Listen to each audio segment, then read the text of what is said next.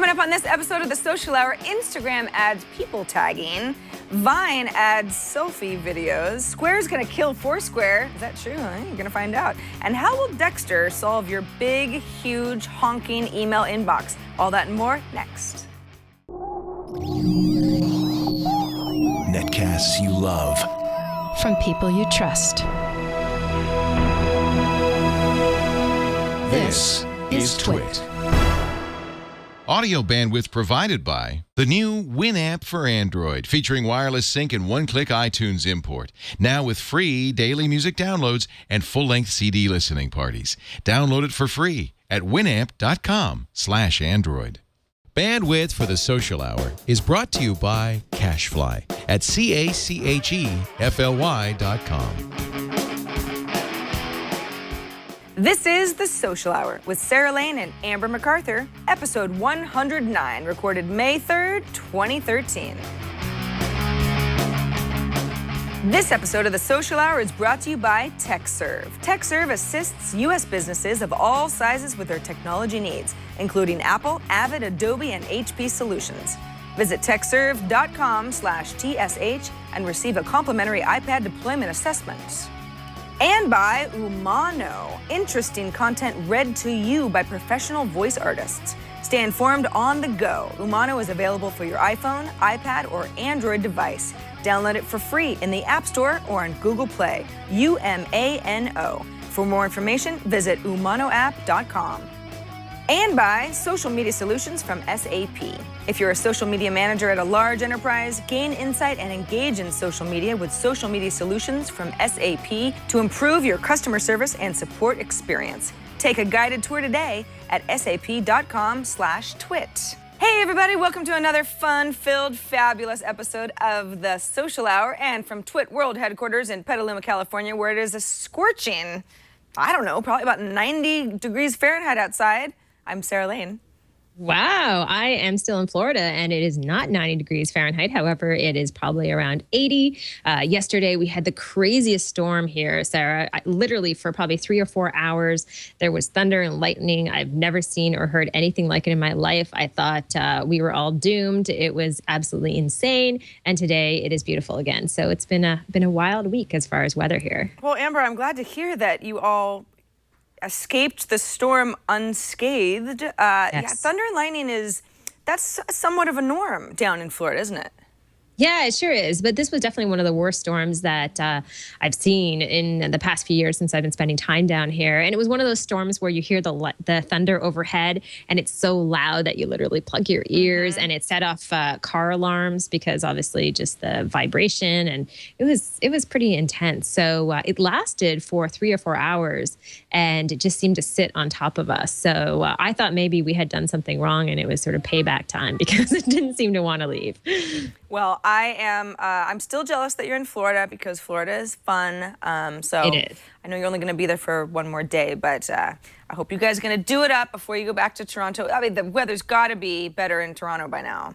Yes, it's a lot better. So it's definitely patio weather in Toronto, and it'll be fun to get back. I have a lot of cool stuff coming up in the next few weeks, so looking forward to that. Speaking at a lot of events, and yeah, so it's all good. And Sarah, I should say for this show, I feel like there's always lots of tech news or social media news, but I feel as though this week there were a lot of really cool enhancements to certain social media services that we follow. Yeah, absolutely. Let's start with Instagram. Instagram has added, it was funny, I kind of called it Instagram 2.0 on one of our shows yesterday because I feel like it's the biggest update we've seen in some time. This is for both the iOS and the Android apps, where if I take a picture of Amber, which I could do easily, with Instagram, normally I would, if I wanted to not only tag her, but alert her to the fact that she was in this photo somehow, I would have to add a comment that said @AmberMac or something like that. Now I can tag your face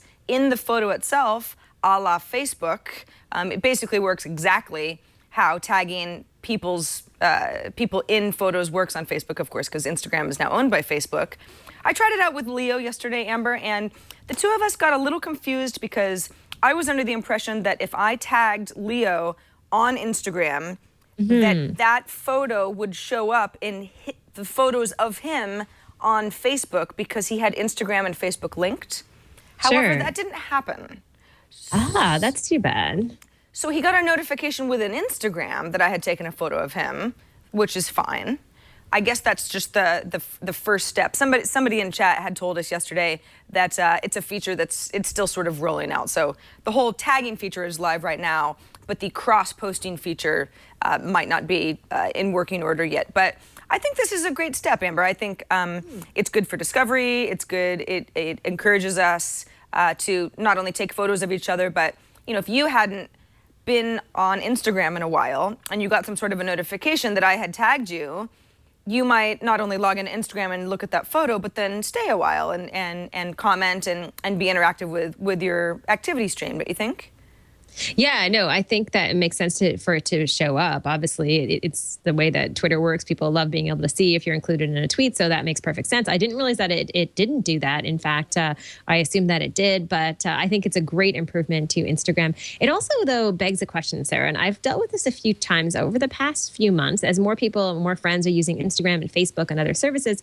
What do you think is the etiquette around tagging people? Do you think when you're tagging someone, you should ask them if it's okay? Do you think it's okay to just take pictures of anyone and post them? I only ask this because it's come up a few times in my own life where it seems like, I'm okay with most of the time, but there are situations when, I'd rather people didn't do that maybe.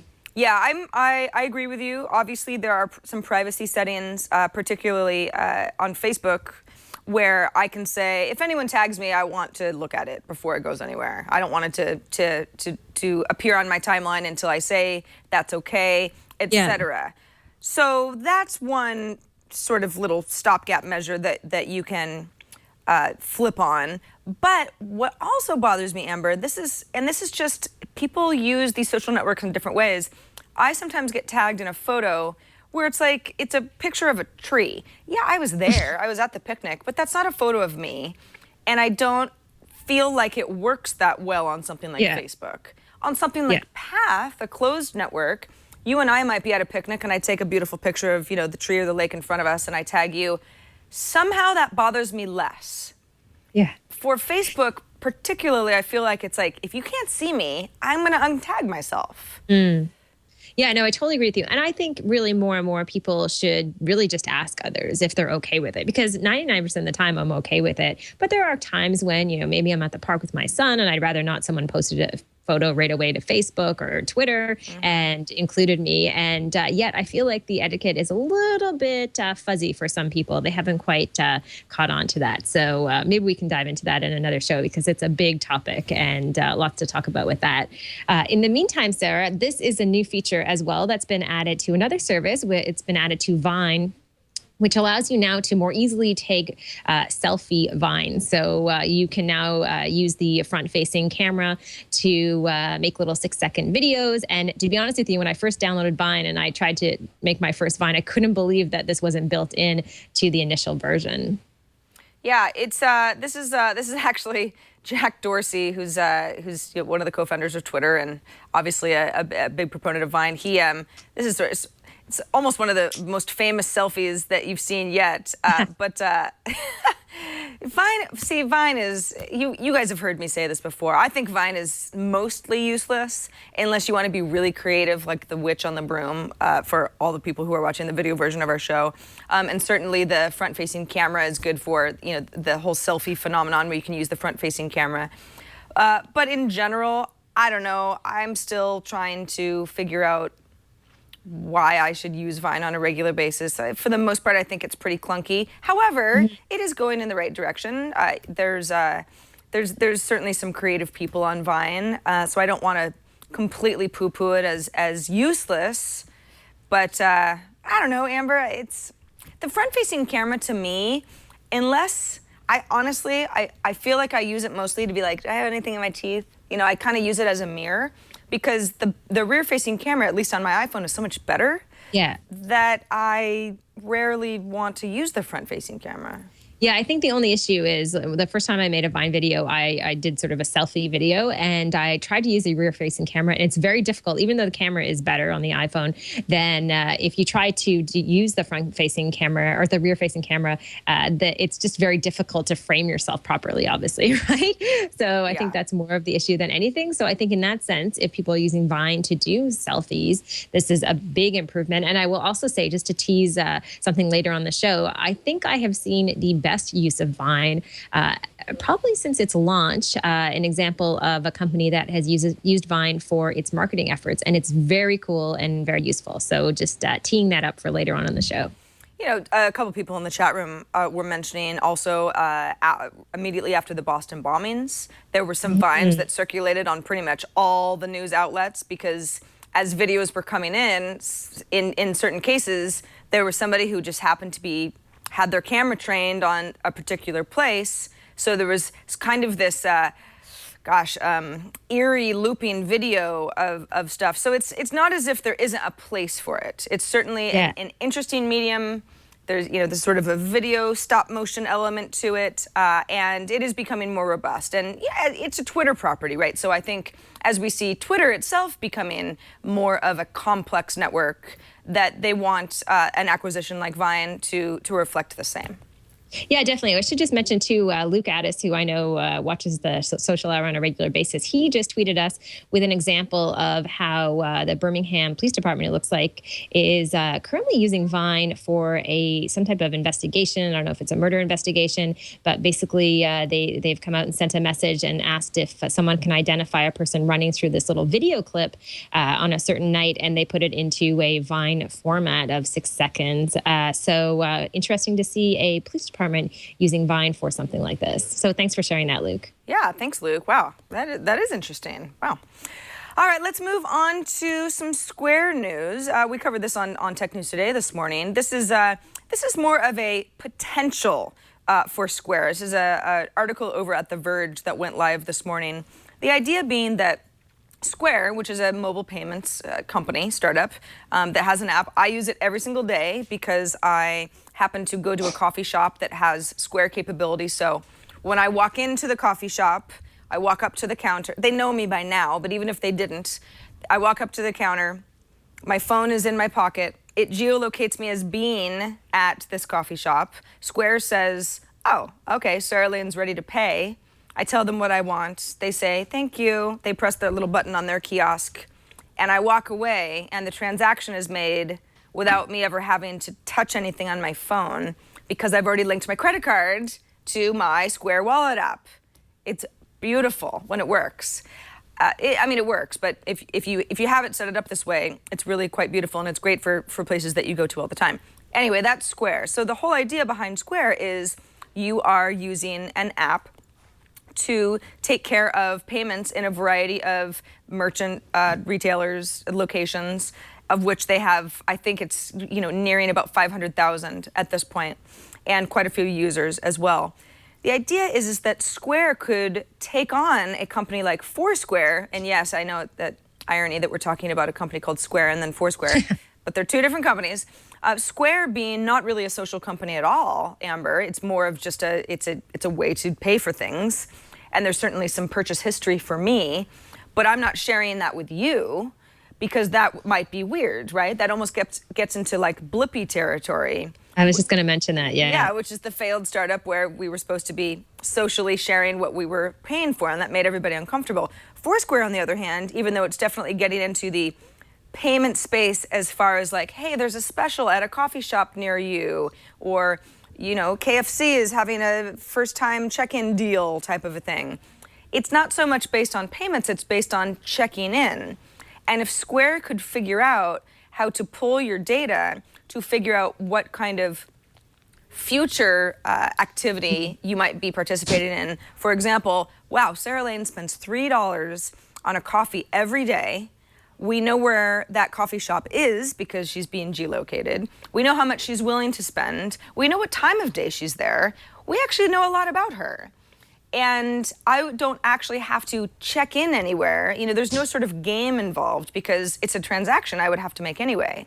where Foursquare kind of has that, if I don't feel like checking in, then there's no reason for me to use Foursquare because I'm not actually using it to give anyone money, sort of a point A to point B thing. Amber, what do you think? Do you think Square has a potential? Do you think Square has? Is there more clout in the money transaction rather than sort of the, hey, I'd like to be mayor, I want to check into these places?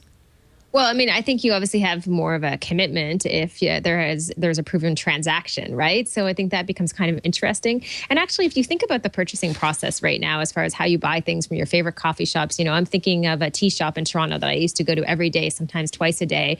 And really, no one was kind of tracking my transactions there. But I think there's a lot to be done as far as building in that loyalty and offers and those type of things in terms of making that process better. The only issue I would bring up, and I think they mentioned this in the article on The Verge, is the privacy issue, right? Just making sure that that information is private as far as the data that they're collecting, or you have a situation like you mentioned with that service Blippy a while ago, where people just get uncomfortable with the whole idea of their information not being secure. Mm-hmm. I've thought about this for some time, and I use all the checking in apps. I don't really have a huge issue with privacy, and I just kind of I always try every service. But I understand that a lot of people, the question comes up often these days where people say, well, why do I care what music my friends are listening to? I like what I like. Why do I care where my friends are going all the time? If we're supposed to have plans, then we'll meet up. And I think that there's some truth to that. I think that a service like Square kind of has to stay personal, right? Because it is tied to some financial data about all of us. And it gets weird when we share too much of that with each other. And at the same time, it's like, I do like what I like. It's nice to have recommendations. A friend of mine who I trust might say, they have a great veggie burger at this place, you gotta try it. And that means something to me.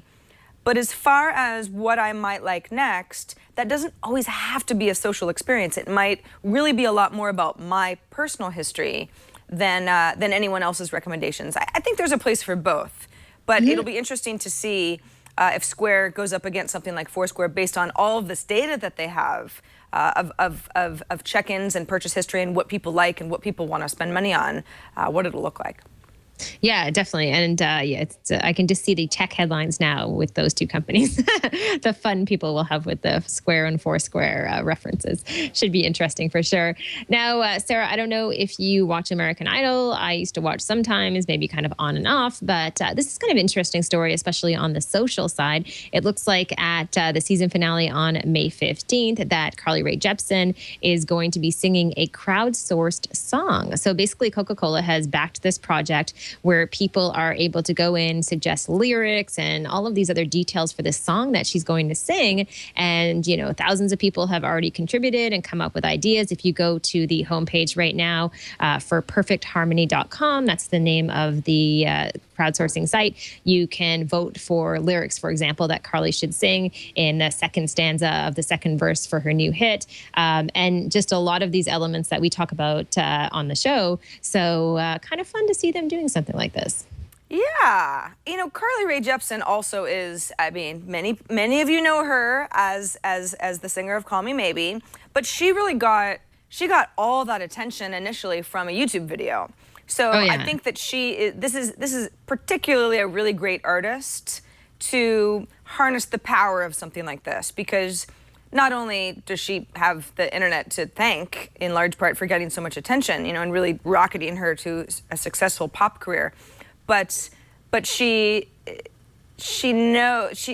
understands. American Idol is also, it's very much, you could call it a crowdsourced show, right? Because people are voting and there's that kind of, even though it's old media because it's on network television in the US, it's old media in that way, but what's it gonna sound like? That's what I wanna know.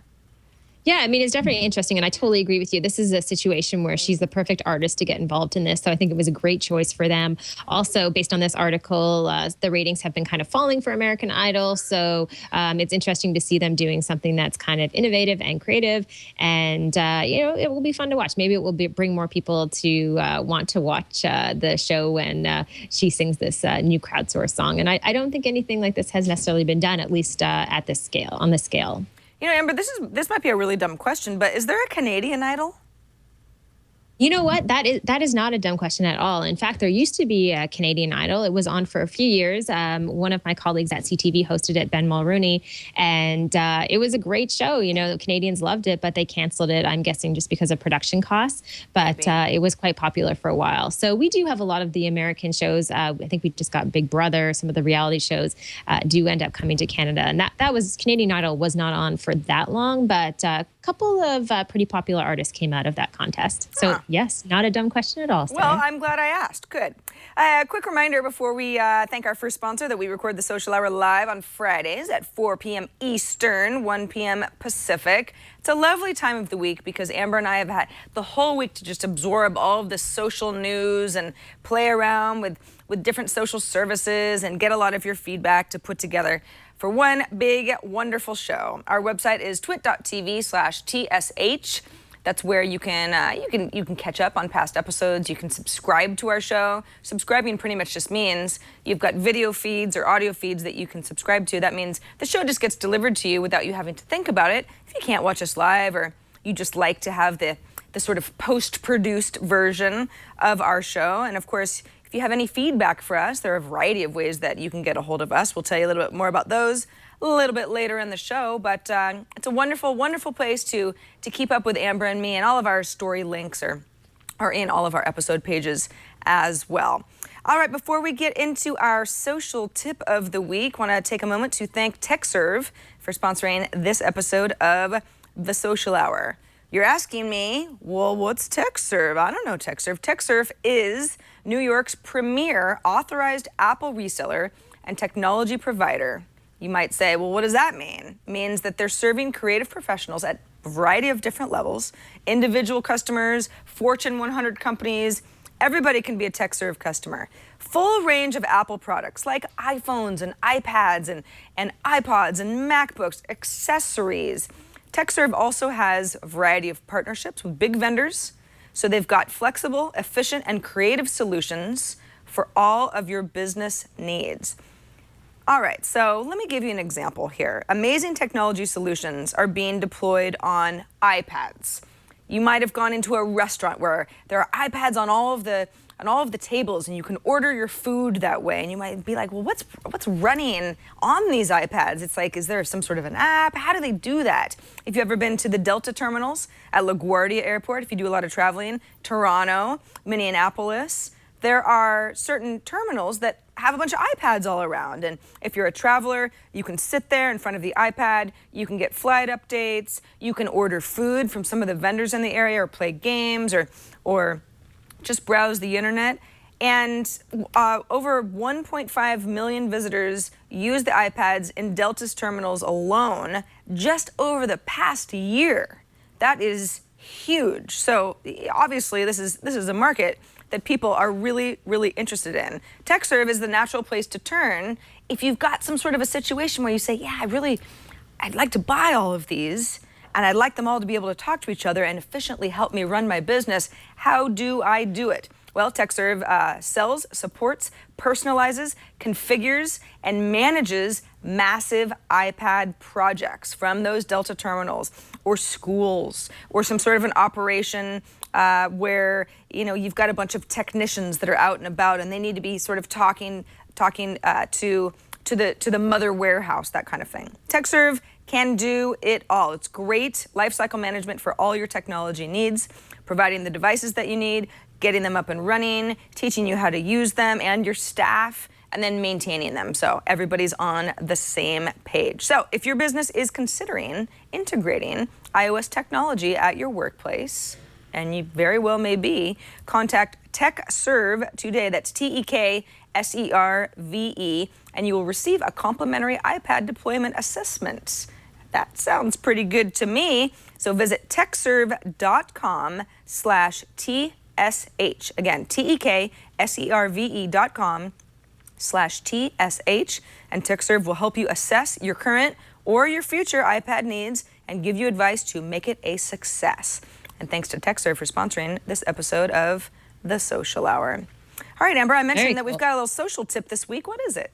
Yeah, so this social tip is for Gmail users. If you use a lot of Google products, I do on a regular basis, like Google Calendar, you'll really appreciate this. So this allows you to add meetings or events from Gmail or emails that are sent to your Gmail account easily. So basically, by clicking on dates and times in an email message that comes to your Gmail account, you can automatically create an event from there. So they've never had this feature, and I know it's probably available in other email clients. So a great improvement for people who depend on Google services a lot and use Gmail on a regular basis. And, people send you meeting notifications or they send you an email saying, are you available at these times? Well, it's nice within that email to be able to simply click on some of those times and add it in just a few seconds to your calendar. That's great. Now, does it work with other calendars besides your Google Calendar? I think this is just a Gmail tip. So I found it on The Verge. So it's just an enhancement to Gmail right now, as far as I understand. I could be wrong about that. But maybe it has integration with other services, but nothing about that in this particular article on The Verge. Yeah, it's probably just for Google Calendar then. I use iCal. Crazy as I am, I know that's my calendar of choice. Just because it works really well with iCloud for me. But I do love this. I love this feature. This is something that I've come across a variety of times where, yeah, you've got some sort of a thread going on. Two people agree to meet, or there's some sort of a company thing, and it's nice not to have to break that thread. You can just turn it into basically an event, and then you're good to go. You don't have to give yourself a reminder or go into some other program in order to do what you need to do. Yeah, exactly. So it's just a really simple way to be able to do that and be very efficient. Because I know sometimes I'll get an email and people say, okay, let's meet at this time. And then maybe you forget to add it into your calendar if they don't send a meeting invite. And so just the fact that you can do it that much more easily, I think a lot of people will appreciate that in Gmail. So just a tiny little enhancement. And that's what I said, Sarah. It seems like the show is all about enhancements to cool social services and web services that we use on a regular basis. All right, well, good stuff, especially because so many people use Gmail. Not everybody, certainly not everybody, but I use Gmail. I have three, not even counting the show emails, I have 3 personal Gmail accounts that I use every day. Then I've got a Gmail account for the social hour. We kind of route it through Gmail for us, and iPad Today, and i5, and TNT. Yeah, it's like, I'm very dependent on this. So the more features that are built right in, the better. The better.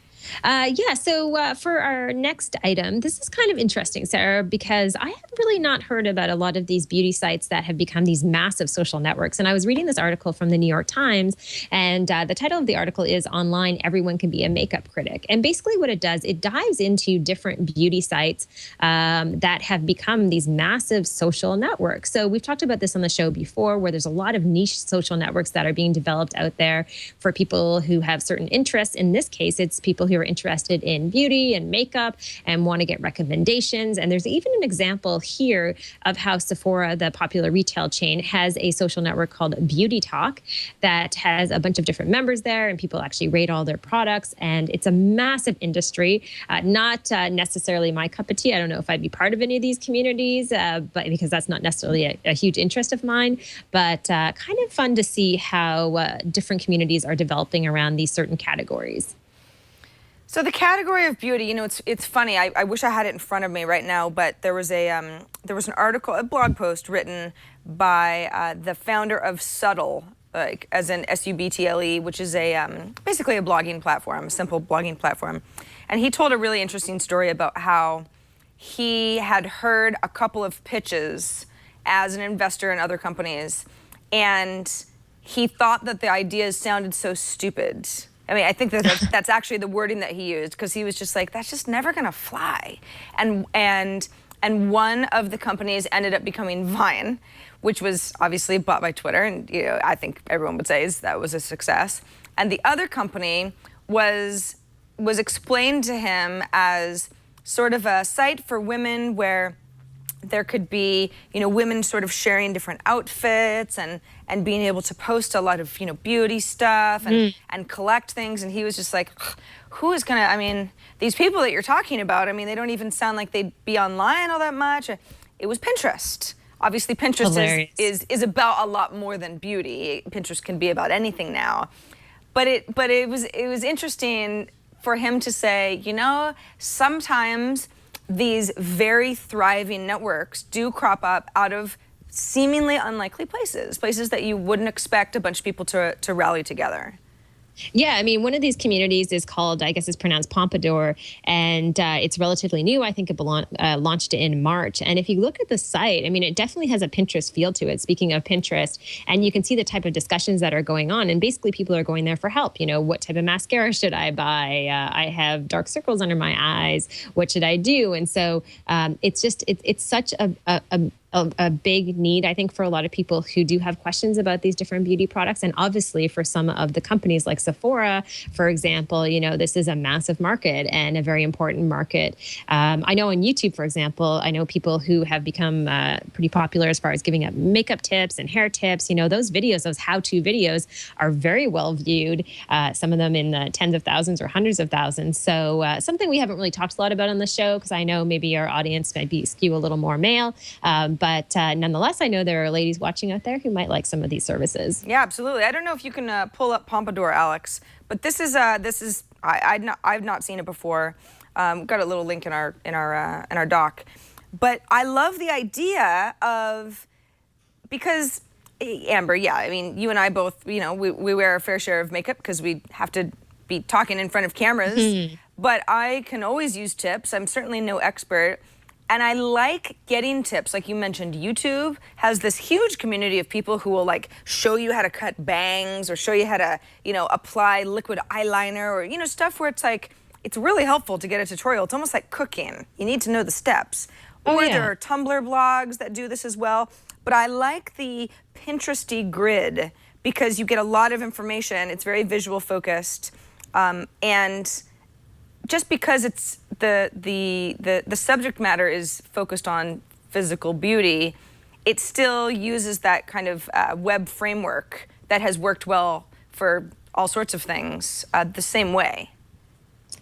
Yeah, exactly. And I think it's one of those things where anytime you have kind of how-to content online, whether it's about beauty or how to build something or how to do crafts, whatever it might be, there are just massive communities who turn to the web to find that information. So it makes sense to see some of these social networks kind of popping up all over the place. And of course, it begs the question, I think, Sarah, what happens to Facebook in the long run, right? You know, if more and more people are turning to these social networks that are more niche, you just have to wonder about their viability on a long-term basis. Well, you know, it's funny that you mentioned that because we got an email from Jenny in Sussex, England, who she's sort of demonstrating exactly what you're talking about. She says, I'm an active member of a site called blipphoto.com. So that's blip, F-O-T-O.com.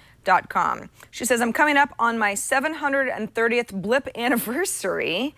And then she goes on to explain, well, Blip Photo is a photo a day site. You publish a single photo, and some people choose to blip every day. Some people come and go as they please. But the nice thing is that you get to write about the photo that you've taken that day or blog about whatever you like that's related to the photo. She says, I joined almost 2 years ago.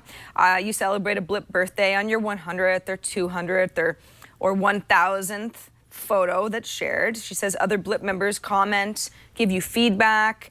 And if you want to meet up in the real world with other Blippers, you can arrange a Blip meet. She said about a year ago, I sent a little polar bear, stuffed bear, into Blip land, as she says. It was probably a meetup, maybe in England. She says he's being passed from Blipper to Blipper, creating many Blip meets outside the usual gatherings for meeting up for photography or general chit-chat. She says the bear is currently in New York, started in England, and has actually been in New Zealand already. And she says this site is free to join. If you're dedicated to photography, then your skills are just going to get better because you're uploading a photo every day. And she says it's a social site. You might consider talking about it. Yeah, so I was looking at Blip Photo earlier. I went ahead and signed up because I love photography stuff. And it's true, it's very nice looking. And what's interesting about it is it's easy to sign up. And like Jenny said, it's completely free. Alex, I don't know if you can pull up Blip Photo so we can take a look at it. Yeah, if you scroll down a bit on this page, you get a sense of, so these are talented people. I mean, these are nice photos. If you keep scrolling, you get a sense of the sort of photos that you can share. They've got apps here, so that's nice. So you can look at Blip Photo on your computer, on apps, or that sort of thing. Obviously, it's about meeting other people that are like-minded, and there are a lot of photography sites out there. But what I found was interesting about Blip Photo is I said, okay, well, I want to join. I've got a photo. Let me just find something on my computer that's, I tried an Instagram photo of my cat, Lucy, and Blip Photo said, nah, it's too small. We sort of want to focus more on high-res stuff. So I tried to upload a photo of myself that was taken by a pro photographer at Twit here several months ago. And it's interesting, Blip Photo took the photo data and said, it says that this photo was taken in July of 2012. Is that true? And I said, yes. And then said, no, you can't upload a photo any older than April 1st of 2013. And at first I thought, why? And I realized, well, because you're supposed to be encouraged to do, this is like it's sort of an immediate thing. It's almost the way I think that people consider, maybe you're cheating on Instagram if you save a photo and then upload it at your leisure or Later on on. Path. It's about participating almost in real time, which can be challenging. But I think if you're a photo person, it's kind of fun. That's very cool. Very interesting.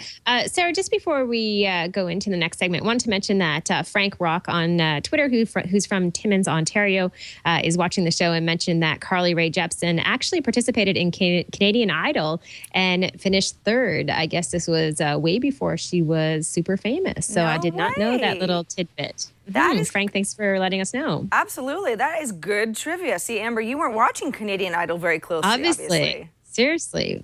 What was I thinking, Sarah? I don't know. But thanks so much, Frank. That's good to know. Good to know, indeed. All right, we want to take a moment to thank our second sponsor, Umano. Umano is absolutely perfect for me because I'm one of those people, I do quite a bit of commuting to and from work. When I'm not commuting, I'm often at the gym or, I like to take long walks. I swear this is not a dating profile. It's the reason that I like apps in general that help me learn stuff as I go through my day when I can't necessarily sit down in front of my computer, because Umano helps you digest articles and news stories from a variety of trusted sources, because they're read to you by not a robot, not Siri, not some sort of fake voice that doesn't make you feel good. It's by professional voice artists. You may have heard of this app, actually. It's gotten a bit of attention. Yeah, you can listen whenever it's convenient for you. I mean, anybody who's familiar with how audiobooks work knows how convenient that can be. So that can be during your commute, if you have a commute like mine, when you're working out, when you're just, eating breakfast and you don't feel like having your, eating at your desk, or you just kind of want to have somebody reading the news to you. You can choose the kinds of news that you would like read. You've got New York Times, you've got Forbes, you've got Business Insight. I mean, you've got great sources, and you can say, well, these are the kinds of news genres that I'm interested in. Of course, for me, it's got to be tech news, because I got to keep on top of tech news. But these voice artists are really the key, because the way that someone's voice sounds to you can either be like nails on a chalkboard. I know some of you say that about me, or really soothing, like Ira Glass. That's one of the reasons I like This American Life so much. News articles and fresh content is added daily, so you don't have to worry about, oh gosh, this app I read all of this already. No ads, commercial free. You can make your own playlists. You can listen to those playlists offline too, so you don't have to worry if if your commute happens, in a subway a variety of the time. That's really helpful, so you don't have to worry about that connection. And I left the best for last. It's free on both iOS and Android devices. And by the way, Umano is human in Italian, so you kind of get why they're calling it that, Umano. You can download Umano for free from the App Store, of course, from the Google Play Store, and that's Umano. Umano. And if you want more information just about how it works and how you might use it, just go to umanoapp.com. And thanks so much to Umano for their support of the Social Hour. That is awesome. I have not heard of that. So I'm going to do a great? demo of it on my show, the app show I do. So I got to write that down before we go on. All right. I will definitely do that. Now, Sarah, we have a lot of feedback, which is awesome from different it people is. who have been Well, watching. remember last week I realized that somehow I'd locked everybody out of our email accounts. So the emails were flowing in this week. So thanks to everybody. And we're so sorry that you were getting backpiled up there. I know. And thanks. I know there are comments coming in on Google Plus as well, and Twitter. I'm trying to follow along and integrate some of them into the show. So we love doing that because obviously we're pretty social. This message is an email from Mark from Royal Oak, Michigan, who says, I'm coming to this conclusion. Separate your networks by audience. He's talking about all the different social networks that you're part of. He says, my personal life is personal, and a closed network like Facebook or Path is better for sharing items of a personal nature. Talks about having LinkedIn as a professional network. The best place for his business interests include Twitter, Pinterest, Instagram, and Google+. And he mentions, for example, you share your love for San Francisco teams, but should you put that on your LinkedIn resume? Does my family care about my thoughts on the RESTful architecture for mobile applications and HTML5, and he goes on to bring up different questions, and it's interesting how he separated out the way he uses social media and the different platforms, and has almost like a little mini chart for professional roles, like I mentioned, LinkedIn, family, friend, personal, Facebook, thoughtful role, Google+, discovering and sharing on Twitter. And I think, I haven't even done this in my own life, but I think the idea of actually doing a little, maybe some bullet points or a little graph or something, and talking about how you use these different networks and how they're useful is a very good idea for people who are struggling with the personal and professional side. I think so too. I think, and Amber, I think you and I, whenever we talk about this stuff, we have somewhat unique situations because our jobs are part of our social networks. And I know that that's not true necessarily for everyone. What you do as your livelihood might not really have anything to do with any of your activity on Facebook, say. And some people use LinkedIn a lot more socially than maybe me. I kind of use it as a place where my resume lives, and maybe I'm connecting with past colleagues here and there. But yeah, I agree with you. I think it's interesting that Mark says the thoughtful stuff goes to Google+, probably because there's no character restriction, so you can write something that a little bit more long form, and maybe that's more of a blog replacement. And the discovery part of the internet for him is on Twitter, and Facebook is just personal stuff. And maybe that goes back to what I was saying earlier in the show, that it's weird for me when I get tagged in photos that I'm not in, because Facebook is very personal to me. It's not so much about, a picture of food or a beautiful vista. I think that has some other place for me. So I do have my categories as well. And if you feel overwhelmed by social networks, it probably is helpful to have some sort of a bullet point reminding yourself how you feel comfortable, so that you can say, this joke that I'm about to tweet, is this going to be effective, or is there a better place for it? Yep. Yeah, no, great feedback. So thank you so much for that. Absolutely. We got another email from Carlos. Carlos writes, I was taking the train back from work. Takes the train to commute in New York City. He says, I saw the oddest subway poster. All it has was a saying, only the boring get bored, and then there was a URL to a Tumblr blog, and the ad gave you no idea what they were selling or what it was. It was just this URL, and he says it worked. Something about not seeing that everyday company website or some sort of a hook made me want to look at that URL and find out what it was. He said, I even took a photo of it. He sent it to us. That's the photo that we were looking at. It's funny because I recognize the company. It's Haan. They make shoes. He says, Carlos had not heard of Haan. He says, the company sells really ugly hipster-ish shoes and handbags, but the ad was effective since it was different by only using social media to talk to me.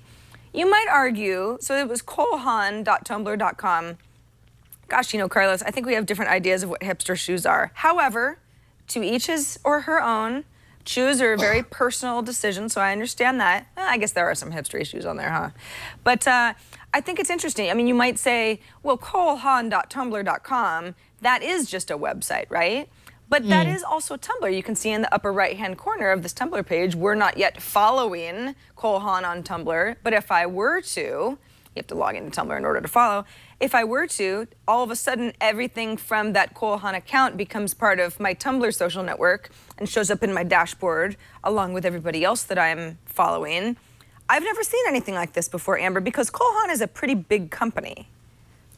Yeah, definitely. I haven't seen anything like this either. So very interesting to see something like this. And I think, it's very difficult to be able to grab people's attention these days and to be able to get them to even look up from their phones. So kind of fun to see them do something that's a little more interesting, perhaps. Yeah, good for them. I'd love to have been in that business meeting where probably somebody came to the table and said, no, this is going to be good because we're going to confuse people. We will intrigue them.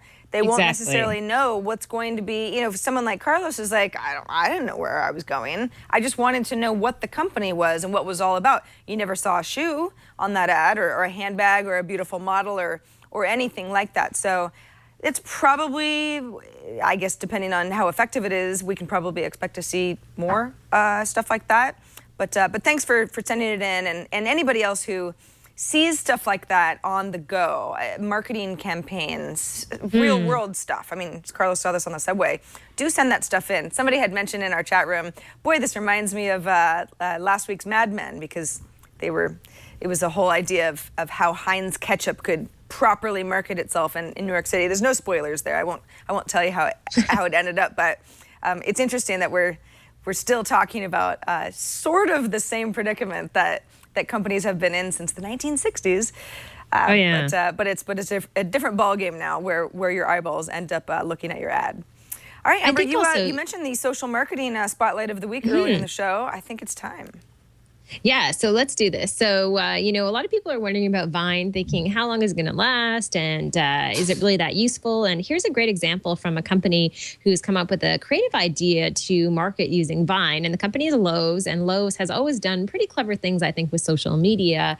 And this one's kind of fun. For their spring campaign, what they've done is they've launched more than 12 videos on Vine that include home improvement tips. And at first I was thinking, well, how do you actually include a home improvement tip in 6 seconds or less? But they've done a pretty neat job of that. I know we're showing one here right now as far as what's the exact topic on this one, Sarah? It's about how to deal with, let's see if we can read that. It's a stripped screw. So, okay. So, now I'm going to sound like a real home improvement noob. But I think the idea is that, well, what is the idea really? Oh, I see. I see. Help. Okay, so here's the deal. So you've got your screw in whatever it's in. In this case, it's a piece of wood, and the divots basically have been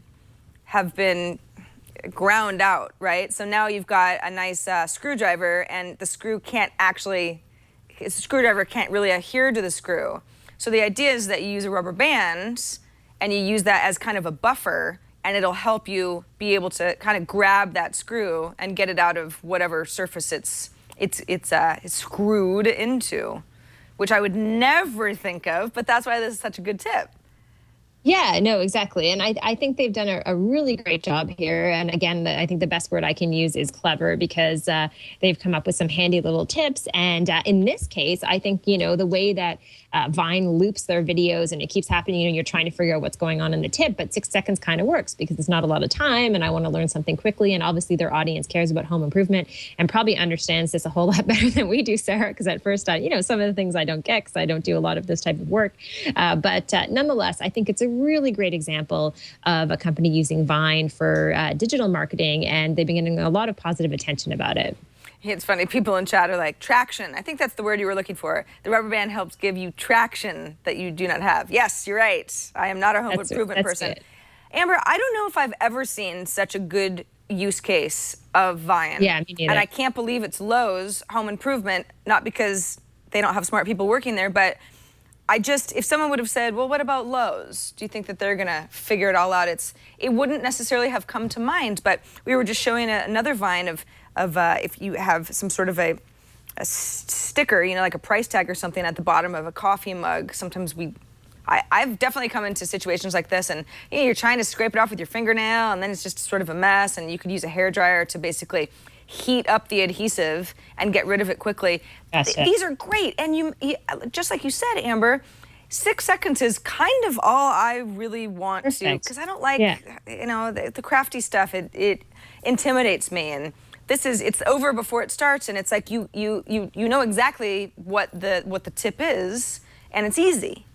Exactly. I just have to laugh because my friend Michael, who produces the TV show I do, he just wrote me and he said, when the grooves are worn, the screwdriver doesn't stay in while you turn. So the rubber band helps mold it to the hole so you can still unscrew it and get a grip. So thank you, Michael, because that was so much more eloquent than my version of it. Oh, Michael. Yeah. Maybe that's what, you know, if this whole tech thing doesn't work out, Amber, we could invest in learning a little bit more about how screwdrivers work. Yes, Phillips head.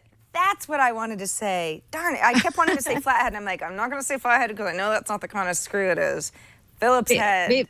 Maybe we need to stay away from home improvement and beauty. Just for a bit. Perhaps. Good idea, huh? Perhaps. We don't know what we're doing in either arena. Exactly. And go ahead. I was just going to say, just to answer Sarah, who just emailed me, I don't think I sneezed, actually. I think I just hit the table. So just so you know, I'm sneeze-free on this episode. Oh, good. Congratulations. I was sneezing up a storm before TNT this morning, but thankfully I've gotten it out of my system. It's been a real allergy weird season in California. It's not just me. A lot of people have been complaining about it. But that's neither here nor there, because I'm about to tell you how you can get a hold of us. And no, you don't have to email us about your sneezing experiences or your allergy remedies, although I would appreciate it. You can write us about pretty much anything. If you have articles that you think that would be great for the show, if you have feedback on any of the topics that we've already discussed, if you've got a social service, maybe you think we haven't seen, or maybe you're even involved in the making of it, do let us know. The social hour at twit.tv is how you can email us. You can also leave us a voicemail. Our Google Voice number is 2626-SOCIAL. That's 2626 SOCIAL. Or you can record a video. You can upload it somewhere. That could be, I don't know, a feedback or a tip or some sort of a how-to. You could maybe link us to a little Vine video of you doing something Lowe's related, where you show us something with a flathead screwdriver, perchance, or I don't know, something that maybe Amber and I could use. But thanks to everybody who does help us build our show each week, and of course tweeting at us and in the chat room for those who are watching live is always helpful as well. We're looking everywhere.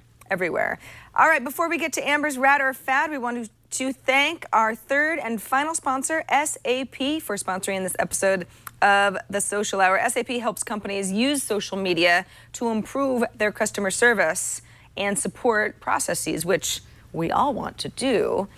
But it's not always easy to do it, especially when you work at a large enterprise. It actually gets harder and harder the bigger you are to keep on top of the conversation that your customers might be having about you, because it's happening all over the place. It's happening on Twitter. It's happening on Facebook.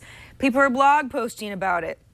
You never know. I mean, it could be a Quora question, or people have conversations in all sorts of places. And with social media solutions from SAP, large enterprises like the one that you might work for can listen in and engage with social media in a systematic way. There's a couple components. There's a listening component. That's where you gather all of the information. This is really great. SAP uses natural language processing to intelligently and automatically know the sentiment. When somebody says something about your company, it's what do they mean? Are they angry? Are they happy? Is this something that you need to get back to them on? Is this a situation where you as an enterprise need to reach out to this customer and fix some sort of a problem? Helps you build better products because you're incorporating real-time customer feedback into those efforts. Also, if you're in the business of selling stuff, you can identify those customers that are ready to buy. That's always a very important time for an enterprise. Then there's also the engaging component. That helps you improve customer service and support, because you can set rules about which messages get routed to which employee and these customers. How should we deal with the situation effectively so everybody ends up happy and you've got customers who are loyal to you? Activity on the social media stream is obviously very important. Again, I mentioned Twitter or a review site. It can lead to direct customer engagement because you can drive sales. You can respond to customer problems quickly and effectively. And some examples is if somebody tweets a tech support problem, right? You can get it to the tech support person on your team or people on your team if you're big enough. And if someone posts a negative review, one of your folks on your team can rapidly remedy this problem. So if this sounds like something that your business can take advantage of, Social Media Solutions from SAP gives you more than marketing because it improves the customer service and support experience for your customers, which is key. It's absolutely key. Go to sap.com/twit and you'll get a guided tour to see a little bit more about how SAP will work for your business. Again, that's sap.com/twit. Social Media Solutions from SAP may work perfectly for you. Amber, now we're getting to the end of our show, but it's time for your rad or fad, which I have been awaiting for the last almost hour. Okay, so this is a great one for Android users, and it's an app, and it's called Dexter. It's spelled Dextr. I read about it on TechCrunch, and it's available for 99 cents. And what it does is basically it's an email client that allows you to select a list of people who you want to be able to email on a regular basis or connect with on a regular basis, and who would really be in your kind of priority list as far as people who email you. So maybe it's your family, your friends, and a couple of really close colleagues. The idea is that many people are overwhelmed with email, their inboxes are overflowing. So this is a way to kind of separate all of those messages and to have something that you can prioritize within an app. So I guess the question is, because I think people are trying to figure this out, Sarah, as far as managing emails and having these more almost like micro networks that we've talked about, is this a good idea? Is this rad or is this a fad? Would you want something like this? Well, I think it's rad for anybody who really, we've got all these services, all these ways that family and friends and people who are close to you in some sort of a way, colleagues even, can communicate that is designed to replace email. But there are a lot of people who sort of go, I don't hate email. I don't really want to use all these other services because I already have to use email.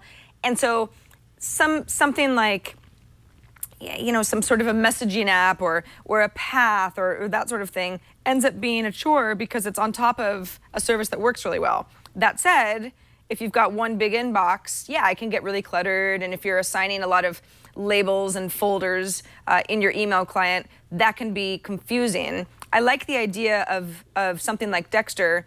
Just, if my mom emails me, if you email me, if I've got sort of like my 10 besties emailing me, for that to be just a place where that email can live on its own, and it's sort of a happy place. It's like getting birthday cards in your mailbox rather than all the junk. All the other stuff. Yeah, I think this is a pretty cool idea. Yeah, I do too. I think it's kind of neat. I don't know about you, Sarah, but I'm always struggling with email. I mean, I've been away for 2 weeks and this is sort of a vacation, but I've been working about, 5 or 6 hours every day that I've been gone. And it's just overflowing. Like I can't keep up. And there are people obviously I would like to connect with on a regular basis. And if I could put them into sort of a separate area, it might be helpful. So I think I'm going to try to use it for a bit and see what it's like. So I think this is kind of rad. I will mention that it's still in beta. So there's certain things that you can't necessarily do just yet. It is a beautiful app. However, you can't do threaded conversations. I think there are still issues with attachments. But nonetheless, I think we're going to see more services like this who try to really fix the problem of email overload. I think too, there are so many of you out there who, you're probably not in agreement with me, where it's like it's hard enough to get some of your family members, let's say, of all ages, but maybe some of them that skew a little bit older, to even use email in the first place. So you've got, mom or dad or grandma or Aunt Martha or whatever, and they're finally on email, and these are people who you care about and you really want to be able to communicate with them via something other than the phone. And so something like Dexter helps make the experience great for you, but it doesn't require you to have to teach anybody that you care about to use some sort of a service that's more convenient for you. So I like that part of it. I mean, for me, it's like, I'm not so married to email, but there are people that I know who simply are never going to communicate with me any other way. And I would like to have a little bit more of a more modern experience. It seems like Dexter is a good solution. Yeah, it's something like that, right? It's almost like a VIP kind of email list, in some ways. So I love that idea. And Sarah, I don't want to make you jealous, but my parents are here and my mom just baked fresh gingerbread cookies. Oh my gosh, how are you not Yes. making me jealous? That's like starting a sentence with, no offense, but I'm about to really offend you.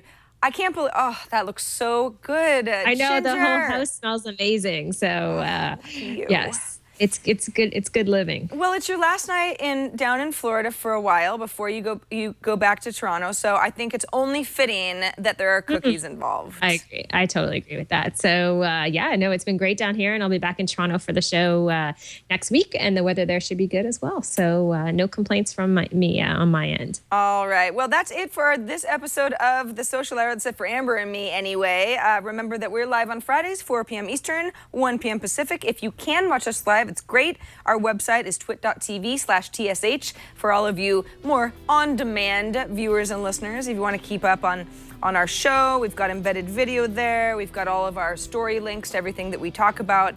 If you want to go ahead and forward that along. Of course, you can find us all over the web. We'll be here next week, same time, same place on The Social Hour. Until then, I will be Sarah Lane. And I'm Amber MacArthur, and we'll see you soon.